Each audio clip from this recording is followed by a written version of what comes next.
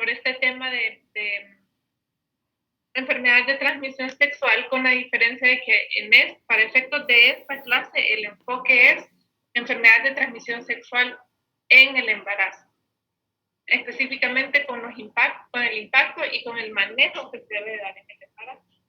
Primero que todo, debemos aclarar que sí, uno de los principales mecanismos de contagio es la vía sexual o el contacto sexual, pero también existe contacto no sexual que nos puede generar una infección por una enfermedad de transmisión sexual, como por ejemplo la vía transplacentaria, es decir, de la madre hacia el feto a través de la placenta, las transfusiones, y luego está la inoculación directa accidental, es decir, pincharse con una aguja o al momento de suturar también pincharse con la aguja que va junto con el hilo, que eso es a lo que nosotros estamos expuestos como personal de salud.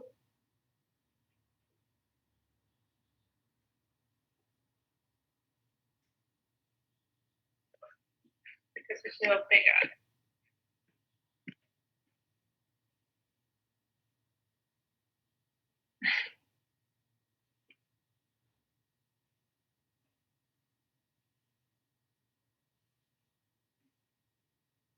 Denme un ratito que se cerró el documento.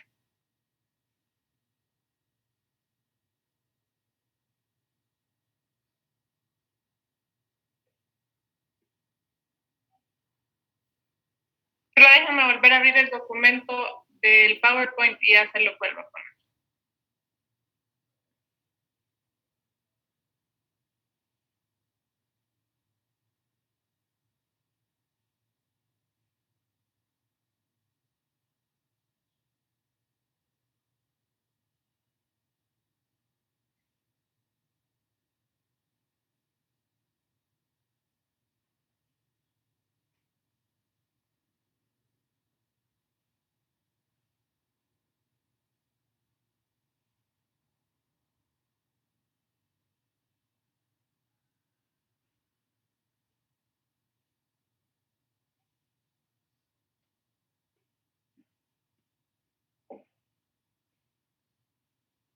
Pueden ver ahí esa pantalla. Sí. Pueden ver la pantalla compartida, jóvenes. Sí, doctora. Sí, doctora. Cuando yo hago una pregunta, por favor alguien conteste, porque si no perdemos tiempo. Bien, en Honduras, ¿cuáles son las enfermedades de transmisión sexual que se van a buscar de forma dirigida en toda mujer embarazada, de forma rutinaria y como parte del control prenatal? No sé si ustedes alguna vez han revisado a conciencia un carnet perinatal para ver esos puntitos amarillos y blancos, que es lo que estamos marcando. Obligado, nosotros debemos de pedir VDRL y la prueba de VIH de forma rutinaria a toda paciente embarazada. Las enfermedades de transmisión sexual se pueden clasificar según su origen etiológico, la mayoría siendo bacterias, pero también podemos encontrar virus de transmisión sexual como el herpes, el VPH y sobre todo el VIH, hongos como la candidiasis, parásitos como la tricomona. Entonces, una clasificación macroscópica podría ser esto, por la etiología. ¿Por qué es importante hablar de las enfermedades de transmisión sexual en el embarazo? Vean ustedes que a nosotros hablar de complicaciones en el embarazo, estamos hablando de complicaciones que pueden repercutir en la vida del feto y en la vida de la madre. Es decir, por ejemplo, una ruptura prematura de membrana. Si esta ruptura se hace a las 40 semanas, pues no hay tanto riesgo como, por ejemplo, que tengamos una ruptura prematura de membrana en un bebé de 27, 28 semanas, cuando todavía es muy pequeño para sobrevivir en nuestro medio. También una de las complicaciones es el parto pretérmino, la amenaza de parto pretérmino, la corioamnionitis y la endometritis por cesárea. Entonces, una infección de transmisión sexual puede tener tanto un impacto para la madre como para el bebé. Al nosotros detenernos a hablar de factores de riesgo, obviamente ustedes saben que los factores de riesgo no son absolutos, simplemente son factores que pueden hacernos como encender una lucecita de alarma para que nosotros pensamos, ojo, esta paciente tiene mayor riesgo de presentar una enfermedad de transmisión sexual, como por ejemplo la prostitución, la gente que ha sido víctima de violencia sexual, las personas que tienen múltiples parejas sexuales, solo por mencionar algunos. Esto no significa que si una paciente no tiene un factor de riesgo de que no tenga posibilidad de tener una enfermedad de transmisión sexual. Eso no es así. De hecho, muchas veces encontramos mujeres con condilomas causados por el VPH que únicamente han tenido una única pareja sexual. Bien, entonces para efectos de esta clase vamos a hablar de clamidia, gonorrea, sífilis, tricomonas, herpes y de forma muy breve vamos a hablar un poquito de VPH porque ya ustedes al final de la rotación tienen la clase más importante sobre VPH, que es la clase deseada de ser. Miren de clamidia y gonorrea. Clamidia y gonorrea tiene una prevalencia bien grande. La prevalencia es aproximadamente de 18 a 25% de las mujeres con vida sexual activa. Entonces, con una prevalencia tan grande, nosotros quisiéramos saber qué sintomatología va a tener esta paciente o esta pareja, no solo viéndolo desde el punto de vista médico, sino desde el punto de vista personal. Y es aquí donde nosotros hacemos énfasis en uno de los principales problemas asociados a las infecciones de clamidia y de gonorrea.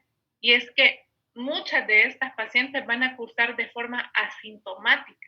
Y aunque sean asintomáticas, aún así van a tener complicaciones fetales, neonatales y maternas si nosotros no le damos el tratamiento adecuado.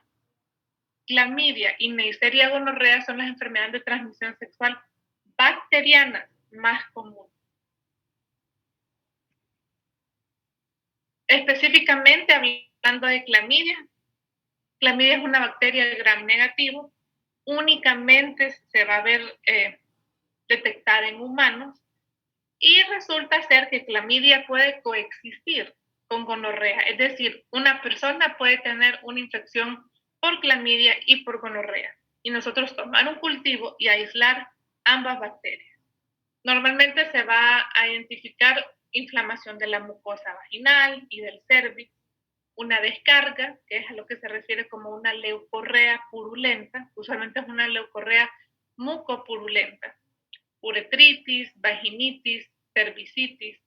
Entonces nosotros vamos a colocar un espéculo y vamos a ver ese cervix así como se ven en estas imágenes, un cervix rojo, un cervix inflamado, y vamos a ver que si nosotros lo tocamos con una espátula, ese cervix puede sangrar porque está muy lastimado, muy inflamado. Y luego está esa secreción o esa leucorrea o descarga mucopurulenta, como lo ven en la imagen que está más hacia la derecha de la pantalla. Nuevamente les hago mención sobre el problema que tenemos con clamidia, es que puede cursar de forma asintomática. En cuanto a cómo afecta a los bebés, si nosotros tenemos una transmisión vertical, es decir, de la madre hacia el feto, entonces podemos decir de que este bebé puede cursar más adelante al tener contacto de los ojitos por la vía del parto, puede manifestarse con una infección ocular grave. Vean ustedes el problema con el riesgo alto que tenemos en relación a la transmisión sexual a la transmisión vertical de clamidia. Más o menos 50% de los recién nacidos de madres infectadas con clamidia son colonizados también. ¿Y de qué forma se va a manifestar en el recién nacido? De 25 a 50% van a desarrollar entonces una conjuntivitis purulenta y de 5 a 20% van a presentar neumonía neonatal. Como les mencionaba anteriormente, el problema con estas enfermedades es que sí tienen un impacto, ya sea para la madre o para el recién nacido o incluso para ambos. El tratamiento.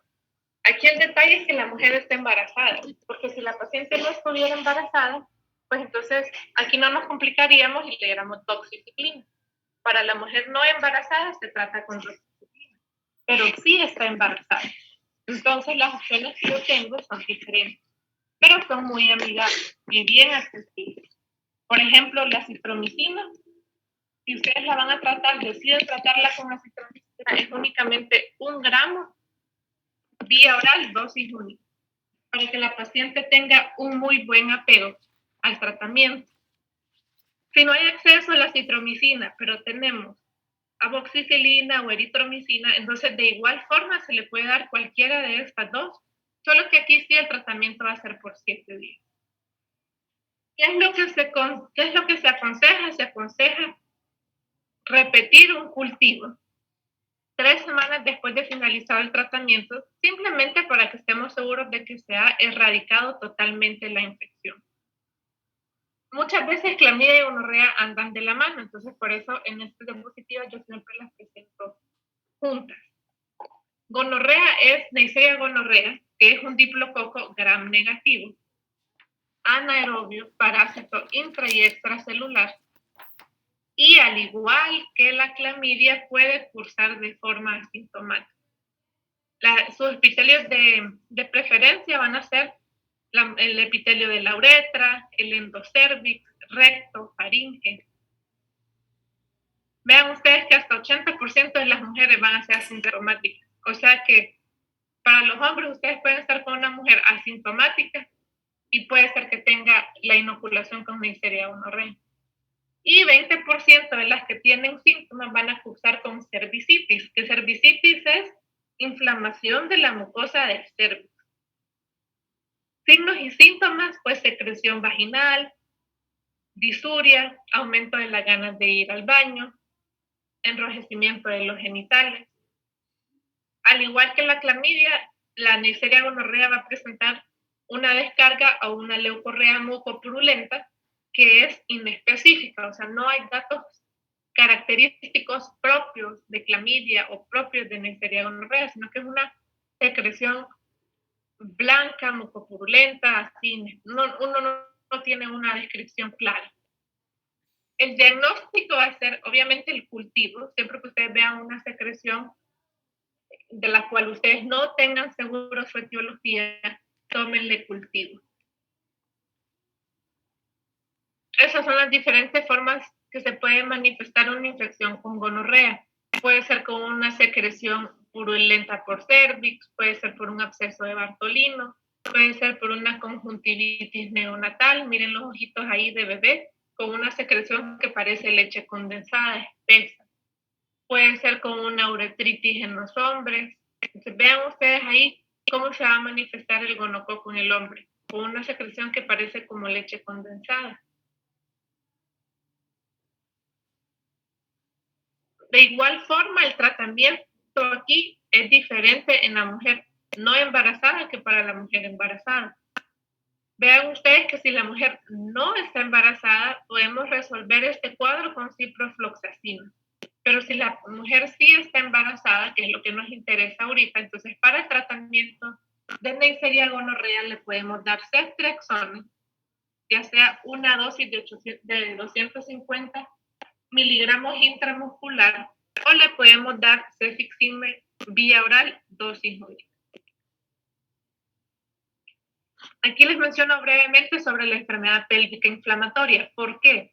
Porque la EPI, o enfermedad pélvica inflamatoria, sus agentes etiológicos más frecuentes son precisamente Neisseria gonorrea y Chlamydia trachomatis. Aquí les pongo esta imagen donde, ¿qué es la enfermedad pélvica inflamatoria? Es una infección que genera inflamación del sistema reproductivo superior. Es decir, usualmente lo que va a afectar son las trompas. La paciente va a manifestar dolor pélvico. Cuando se le hace un tacto bimanual, presenta dolor a la movilización cervical y a la palpación de los anexos, y la paciente puede cursar con fiebre. Estos 3 componentes hacen la triada de la enfermedad pélvica inflamatoria, causada por Neisseria gonorrea y Chlamydia trachomatis.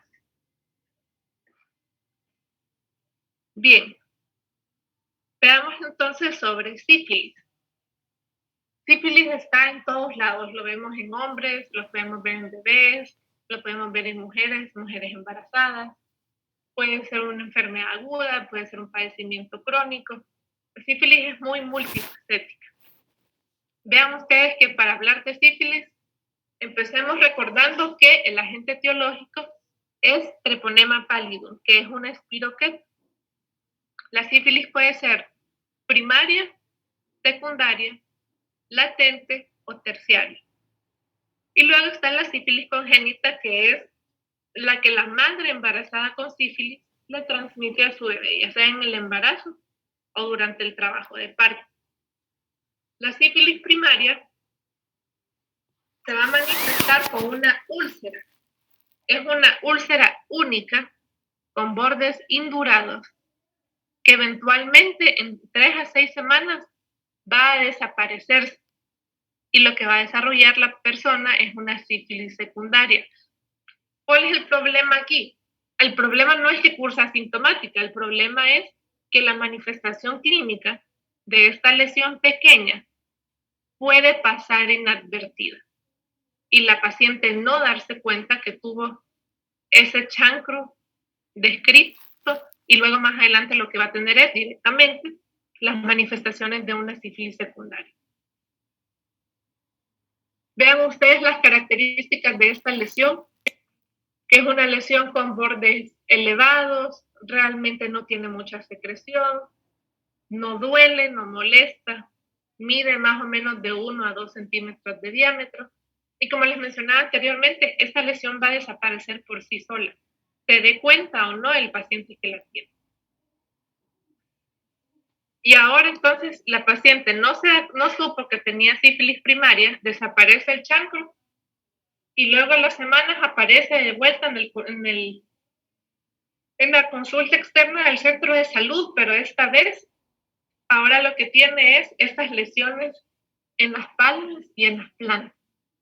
Entonces de entrada uno podría decir, no, bueno, esto es alguna cuestión dermatológica, pero nosotros debemos de ir un poquito más adelante, pensar mal y decir, ojo, esto podría ser una manifestación de sífilis secundaria.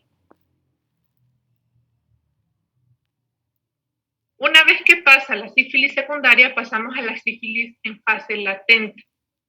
Aquí sí no hay signos ni síntomas clínicos. Normalmente la sífilis latente nosotros la captamos cuando le pedimos el BDR a la paciente. Por eso se le debe de pedir BDRL a todas las pacientes, porque puede ser que ahí anden con una sífilis latente, sin síntomas, sin signos, pero con un BDRL reactivo. ¿Qué pasa cuando yo tengo un BDRL reactivo? El siguiente paso es que yo le tengo que pedir una prueba confirmatoria. Primero yo le pido una prueba no treponémica, que es como la prueba de tamizaje, ya sea BDRL o RPR, y luego pasamos a una prueba treponémica, donde ahí sí yo voy a confirmar la infección por este treponema pálido. Tratamiento. Vean que nos gusta el tratamiento que sea para un fácil apego para la paciente, para que no abandone el tratamiento. Sífilis primaria, sífilis secundaria o sífilis latente precoz, le podemos dar penicilina benzatínica 2.4 millones de unidades intramuscular, dosis única. Normalmente se recomienda que esos 2.4 se coloquen 1.2 y 1.2 en cada glúteo, porque es una dosis grande. Pero ya la paciente se va con su tratamiento completo y no tiene que preocuparse por seguir tomando otro tratamiento. Para la sífilis latente tardía o para la sífilis terciaria, entonces nosotros hablamos de penicilina benzatínica, siempre 2.4 millones de unidades, pero aquí esto es cada semana durante 3 semanas. Es decir, si yo se la puse hoy lunes, esta es la dosis número 1, tiene que volver el otro lunes para la dosis 2 y el otro lunes para la dosis 3. Y luego tenemos la sífilis en sus presentaciones más graves, como la neurosífilis, la oftálmica, la ótica, que esto ya es un manejo intrahospitalario con penicilina IV, intravenoso. Tricomonas. Hablábamos que las tricomonas, la infección por tricomonas es causada por un endoparásito. Tricomonas es una enfermedad de transmisión sexual por excelencia. Las tricomonas vaginales van a tener una característica, que este protozoo va a tener un flagelo. Entonces, al tener un flagelo, se mueve mejor, se mueve más rápido y tiene una mejor adherencia al epitelio de vagina, de cervix, de uretra, de vejiga. Y con este flagelo con el que se adhiere a las paredes del epitelio, va causando microulceración. Es por eso que la paciente que tiene tricomona va a manifestar mucha irritación de vulva, de vagina, de cervix. Y nosotros vamos a tener que tomar una muestra de la secreción para poder saber con certeza de que aquí hay una tricomona. Un dato importante es que el cervix en fresa es una lesión así, sumamente patonomónica o característica de la infección por tricomona. ¿Qué es cervix en fresa? Es esa imagen que está aquí. Tenemos el cervix con unos puntitos rojos que lo hace verse como una fresa, literal, tal cual. Claro, ustedes necesitan ponerle el espéculo a la paciente para poder encontrar el cervix en fresa. También puede ser que la paciente tenga una secreción amarilla verdosa, espumosa y que tiene muy mal olor, que también es una forma de identificar, hacer una alta sospecha de que la paciente tiene tricomonas.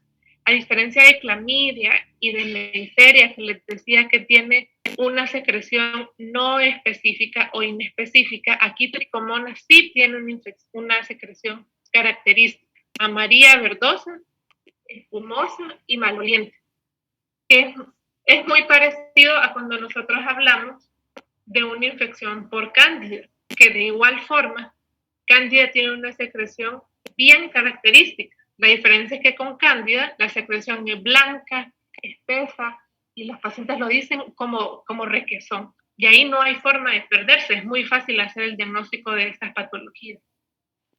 ¿Qué le vamos a dar de tratamiento entonces a la paciente que tiene una infección por tricomonas? El tratamiento por excelencia es el metronidazol. 2 gramos vía oral, 12 semanas, y con eso es suficiente. Y es muy recomendable, muy recomendable, que a la paciente que tiene una infección de transmisión sexual, ustedes la investiguen el esposo. ¿Por qué? Porque usualmente esto lo tienen los dos. Y de nada sirve que yo esté tratando el problema en la mujer si el hombre se queda con infección, porque únicamente se van a estar reinfectando y se va a convertir en un círculo vicioso.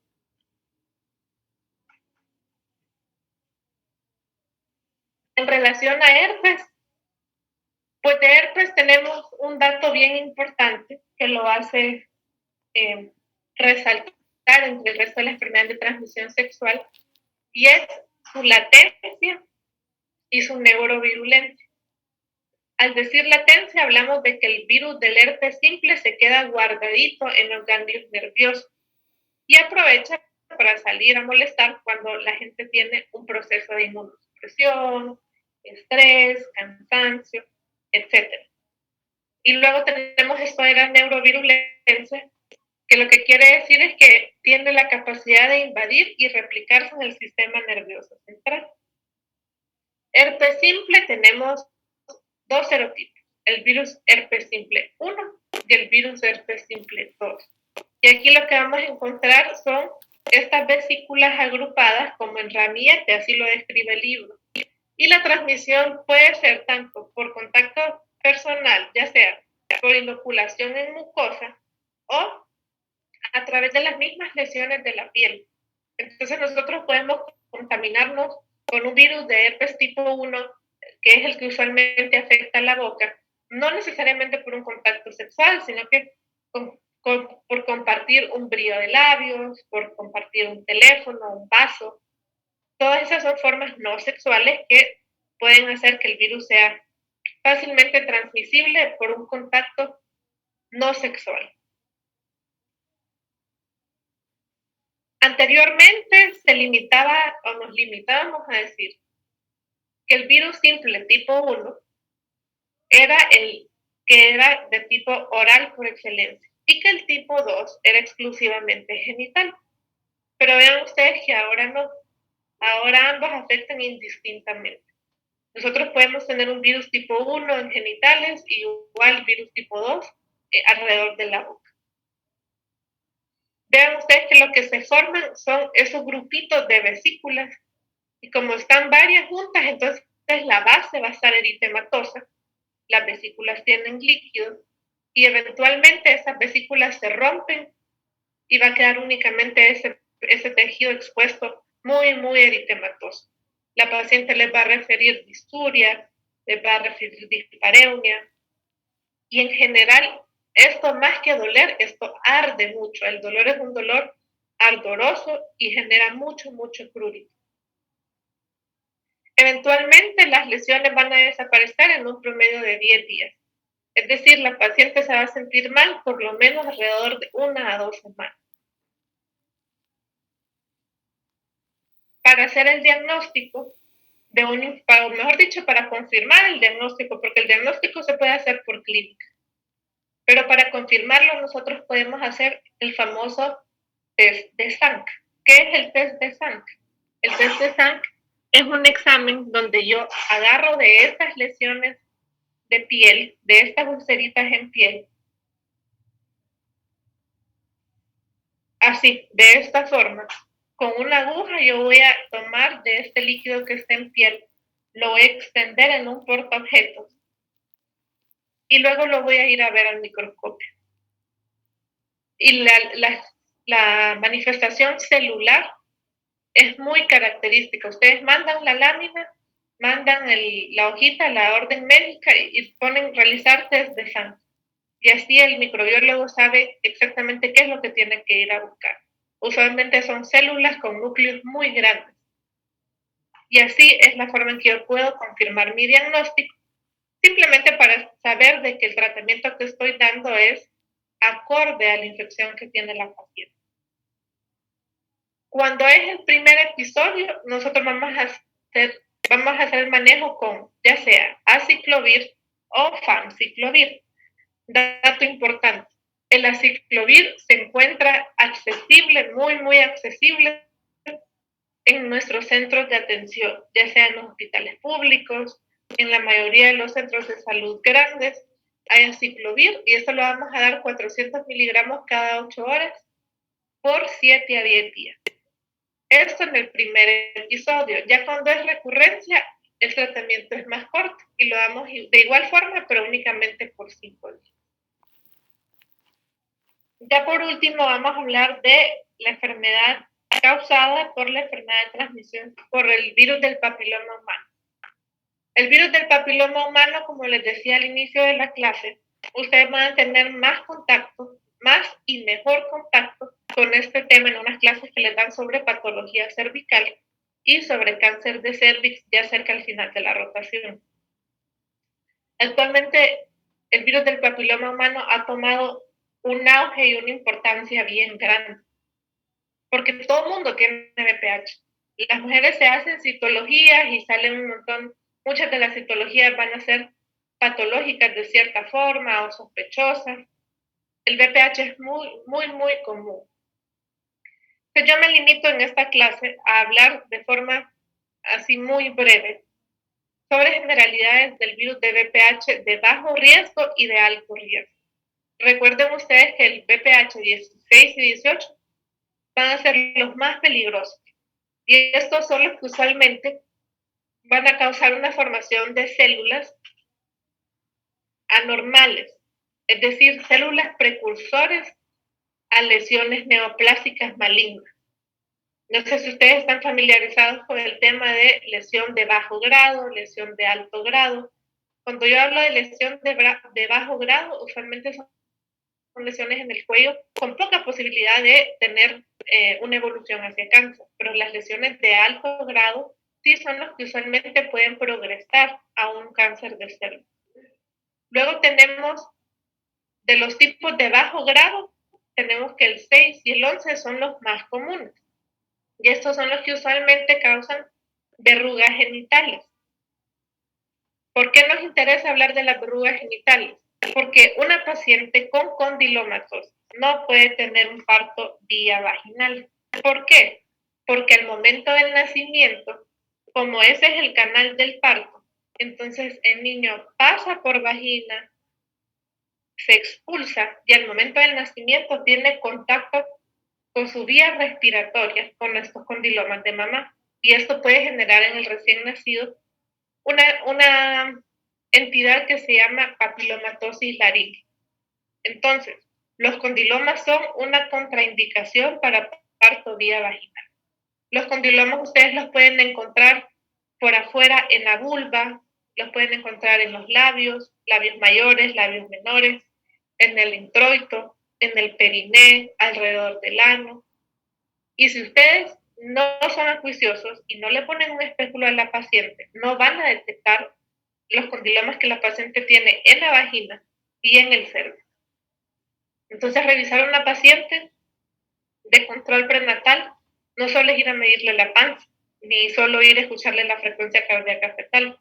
Hay que ponerle un espéculo y revisar cómo está ese cuello, cómo están las paredes de la vagina. ¿Hay condilomas? ¿No hay condilomas? ¿Es uno? ¿Son dos? ¿Son 6? ¿Son chiquitos? ¿Son grandes? ¿Son gigantes? Porque de acuerdo a eso nosotros vamos a tomar decisiones en el embarazo. Claro, yo capto una paciente con condilomatosis en etapas más tempranas del embarazo y yo puedo darle tratamiento. Estas lesiones usualmente se queman. Entonces, si yo quemo las lesiones y yo resuelvo el problema, entonces ahí sí yo le doy a la paciente la posibilidad de tener un parto.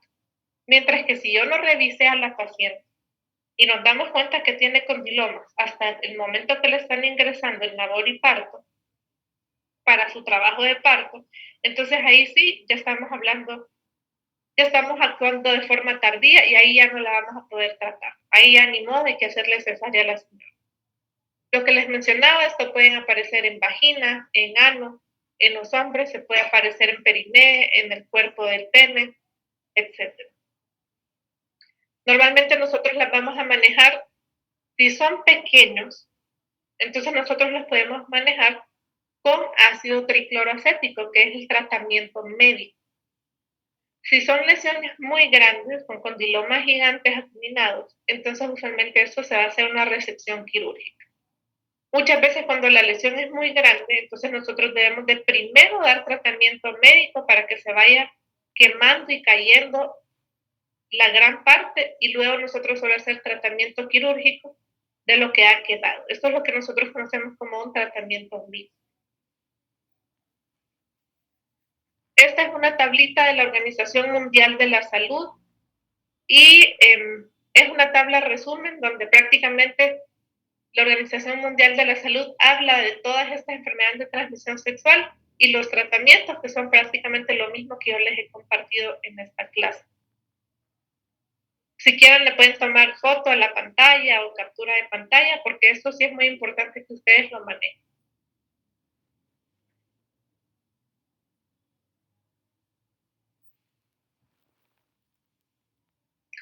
Bien, esta ya es mi última diapositiva. No sé si hay preguntas. Aquí en la pantalla me sale que todavía tenemos 1 minuto y 15.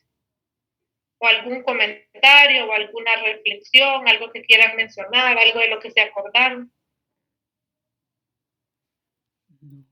Doctora, solo para recordar cuál era la enfermedad que quería el niño cuando entraba en contacto con el papiloma. Con las... laringia. Ok. Sí, solo eso. ¿Alguien más? ¿Alguna pregunta?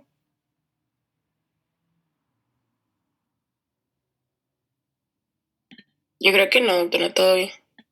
Está bien. Bueno, no me detengo más porque ando corriendo, que ahorita voy a otra reunión. Gracias por el espacio, jóvenes. Creo que la otra semana tengo clase con ustedes también, ¿verdad? Sí. Listo.